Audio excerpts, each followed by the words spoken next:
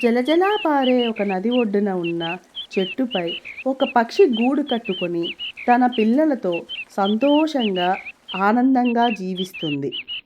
అయితే ఒకరోజు పక్షి పిల్లలకు తిండి కోసం బయటికి వెళ్ళి అప్పుడు ఒక పిల్ల పక్షి గూటి గట్టున కూర్చొని కిందికి చూస్తూ ఉంది. పెద్ద పక్షి తిండి తీసుకొని వచ్చే సమయానికి పిల్ల పక్షి గట్టున కూర్చోవడం చూసి, అలా చూడకు, ప్రమాదం, పొరపాటున కింద పడవచ్చు.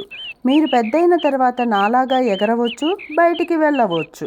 కానీ ఆ పిల్ల పక్షి వినకుండా మరుసటి రోజు కూడా అలానే చూసింది. అది పొరపాటున జారి కింద పడి నదిలో గిలగిలా కొట్టుకుంటూ ఉంది.